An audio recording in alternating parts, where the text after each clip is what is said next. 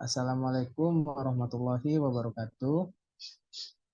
Waalaikumsalam warahmatullahi wabarakatuh. Kami dari kelompok 3 akan mempresentasikan hasil diskusi kami yang berjudul Konsep Kompetensi Pendidik menurut USPN, UGD, dan implementasinya dalam pendidikan dan pembelajaran secara tepat guna. Baiklah, sebelum memasuki materi, izinkan saya untuk memperkenalkan anggota kelompok saya. Lanjut.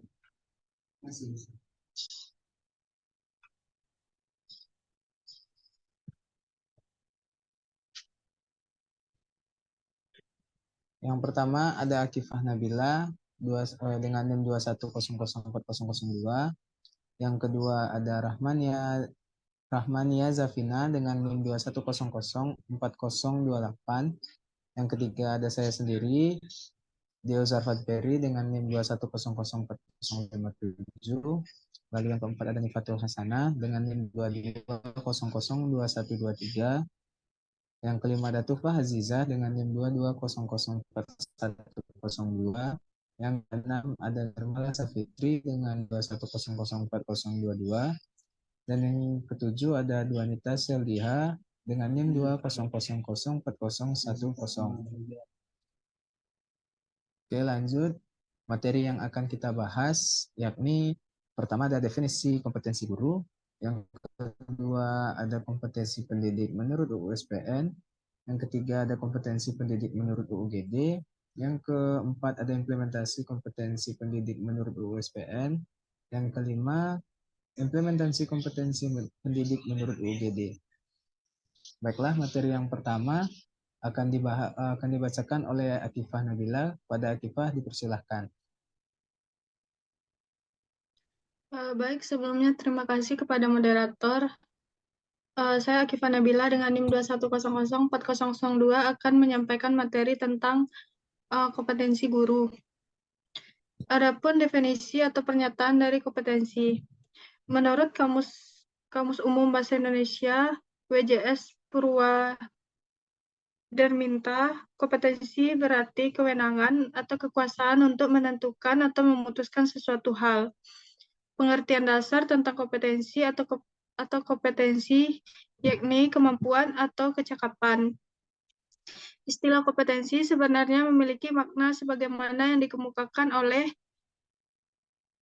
descriptive of qualitative nature of teacher behavior appears to be entirely meaningful, atau menurut Brock and Stott pada tahun 1975.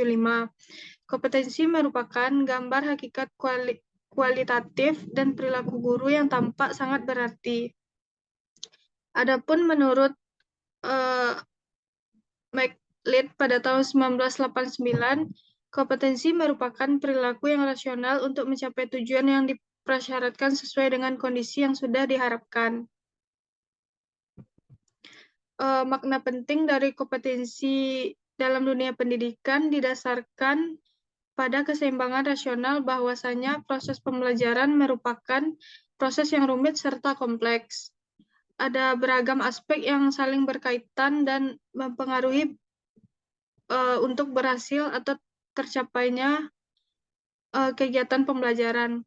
Seperti banyak guru yang sudah bertahun-tahun mengajar, tetapi sebenarnya kegiatan yang dilakukan tidak banyak memberikan aspek kognitif atau perubahan positif dalam kehidupan siswanya. Sebaliknya, ada juga guru yang relatif baru tetapi sudah memberikan kontribusi konkret ke arah kemajuan dan perubahan positif pada diri siswa. Jadi dapat disimpulkan, kompetensi guru ini merupakan orang yang berprofesi atau pekerjaannya mengajar serta memiliki kemampuan dan kewenangan dalam melaksanakan profesi keguruannya. Selain itu, kompetensi guru ini merupakan kemampuan atau kesanggupan guru dalam melaksanakan tugasnya, melaksanakan proses belajar mengajar. Kemampuan dan kesanggupan ini benar-benar memiliki bekal pengetahuan serta keterampilan sesuai dengan sebaik-baiknya. Mungkin itu saja materi yang dapat saya sampaikan. Saya kembalikan kepada moderator. Baik, terima kasih kepada Akifah Nabila. Materi selanjutnya yakni konsep kompetensi pendidik menurut USPN akan dibacakan oleh Rahmania Zafina. Pada Rahman, dipersilahkan. Baik, terima kasih kepada moderator. Saya akan melanjutkan penjelasan materi tentang konsep kompetensi pendidikan menurut UUSPN. Standar nasional pendidikan merupakan kunci untuk mewujudkan sistem pendidikan yang bermutu. Standar nasional pendidikan adalah kriteria minimal tentang sistem pendidikan di seluruh wilayah hukum negara Kesatuan Republik Indonesia. Cakupan SNP atau Standar Nasional Pendidikan terdiri dari 8 standar, yaitu pertama, standar isi.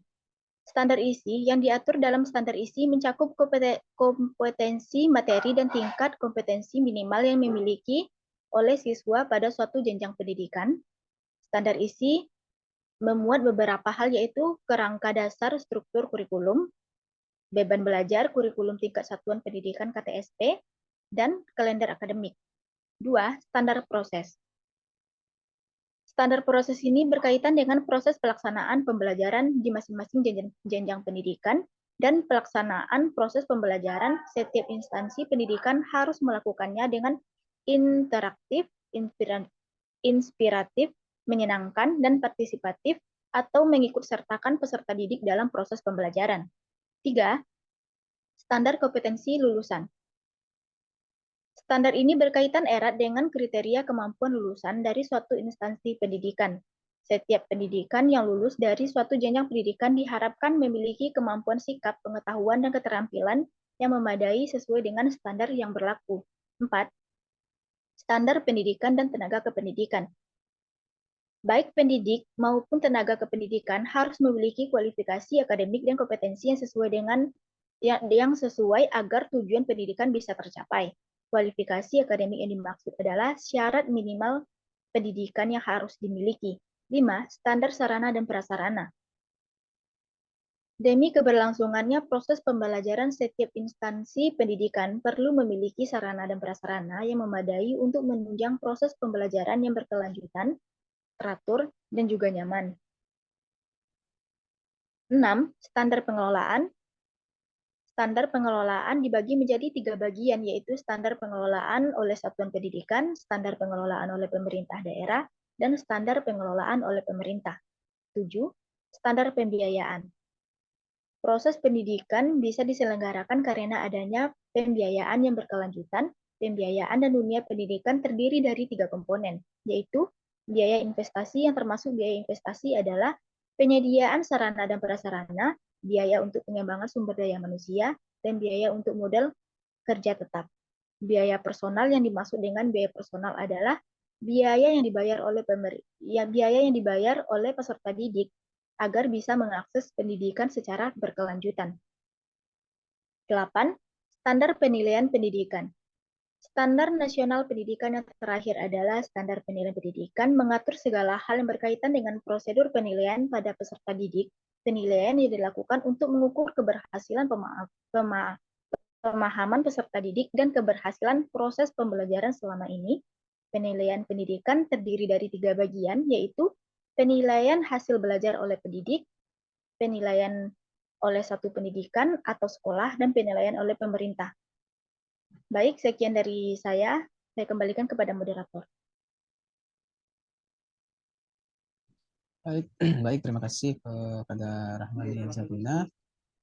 Baiklah, materi selanjutnya yaitu konsep kompetensi pendidik menurut UUGD yang akan dibacakan oleh Nirmala. Pada Nirmala, dipersilakan. Terima kasih moderator. Baiklah, saya akan melanjutkan materi mengenai Undang-Undang Guru dan Dosen. Sesuai dengan Undang-Undang Peraturan Pemerintah Nomor 14 Tahun 2005, pada pasal 8 mengatakan tentang kompetensi antara lain yang pertama ada kompetensi pedagogik, adalah pemahaman guru terhadap anak didik, perencanaan pelaksanaan pembelajaran, evaluasi hasil belajar, dan pengembangan anak didik untuk mengaktualisasikan sebagai kompetensi yang dimilikinya. Kompetensi pedagogi ini juga sering dimaknai sebagai kemampuan mengelola pembelajaran yang mana mencakup tentang konsep kesiapan mengajar yang ditujukan oleh penguasaan pengetahuan dan keterampilan mengajar. Yang kedua, kompetensi kepribadian, yaitu kemampuan yang dimiliki oleh seorang guru terkait dengan karakter pribadinya.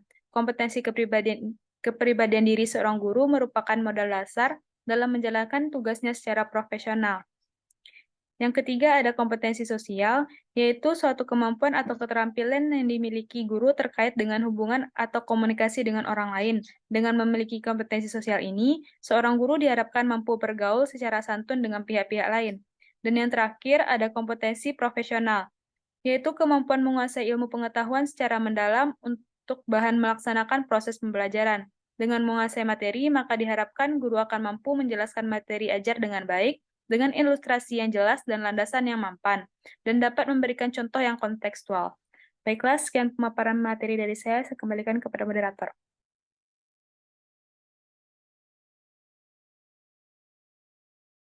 Baik, terima kasih pada Nirmala. Selanjutnya materi implementasi kompetensi pendidikan menurut USPN yang akan dibacakan oleh Azizah. Kepada Azizah dipersilahkan. Oke, terima kasih kepada moderator. Saya akan menjelaskan bagian materi tentang bentuk implementasi kompetensi pendidikan menurut USPN. Di sini ada 5, yaitu pertama, pendidikan diselenggarakan secara demokratis dan berkeadilan serta tidak diskriminatif. Yang kedua, menjunjung tinggi nilai hak asasi manusia, nilai keagamaan, nilai budaya, dan kemajemukan bangsa dengan satu kesatuan yang sistematis dengan sistem terbuka dan multimakna. Yang ketiga, yaitu penyelenggaraan sistem pendidikan juga harus dalam suatu proses pembudayaan dan pemberdayaan peserta didik yang berlangsung sepanjang hayat dengan memberi keteladanan. Yang keempat, yaitu pendidik mampu membangun kemauan. Yang dimaksud itu adalah niat dan hasrat dan mengembangkan kreativitas peserta didik dalam proses pembelajaran melalui pengembangan budaya membaca, menulis, berhitung, bagi segenap warga. Kemudian yang kelima yaitu memberdayakan semua komponen masyarakat melalui peran serta dalam penyelenggaraan dan pengendalian mutu layanan pendidikan.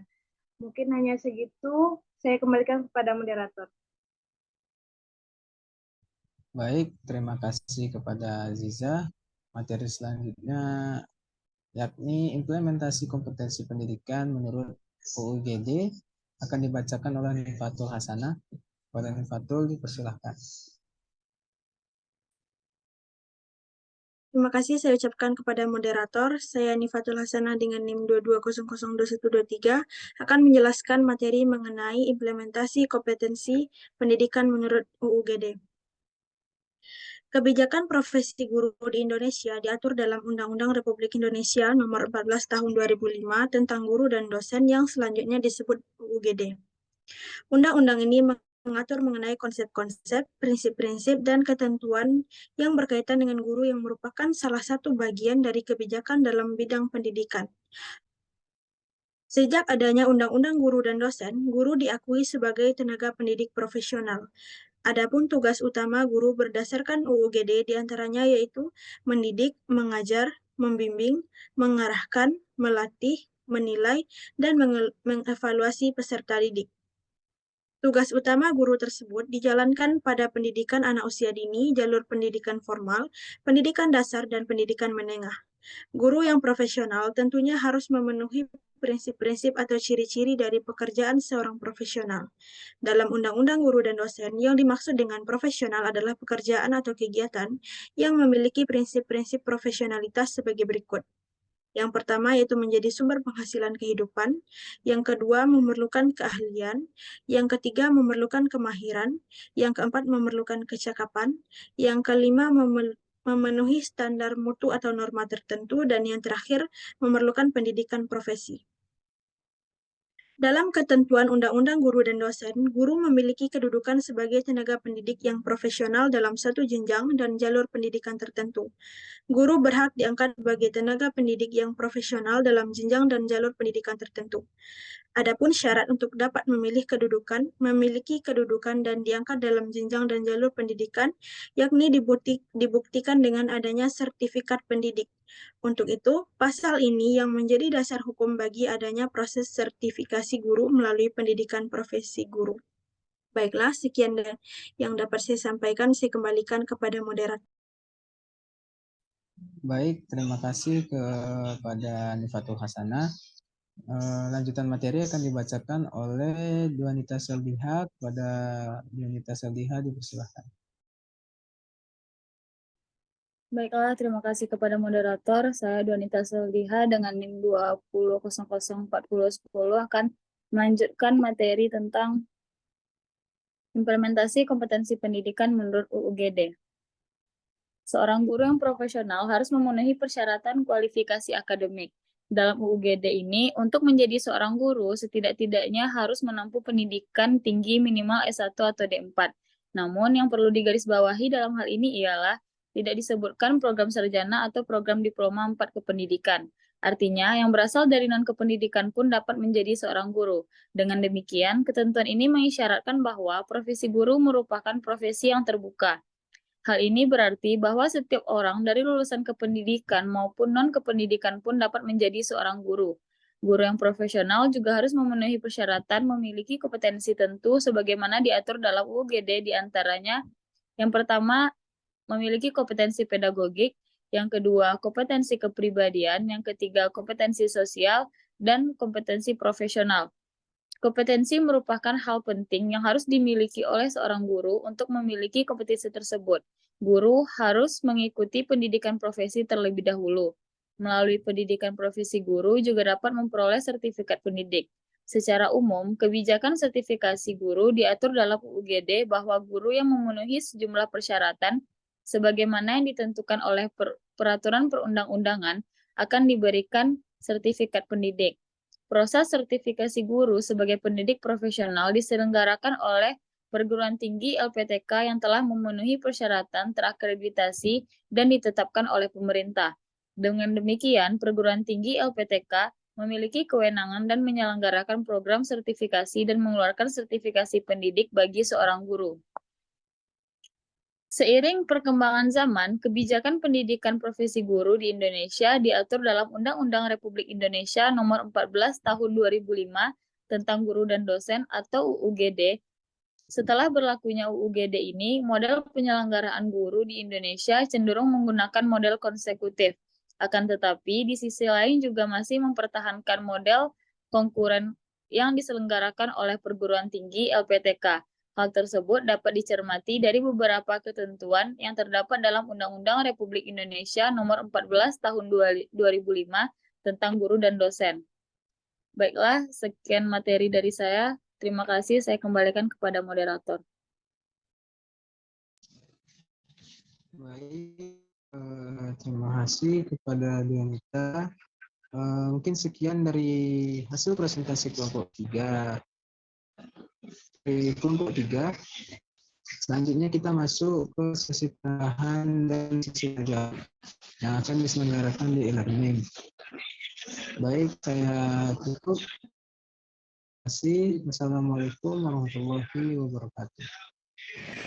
Waalaikumsalam warahmatullahi wabarakatuh.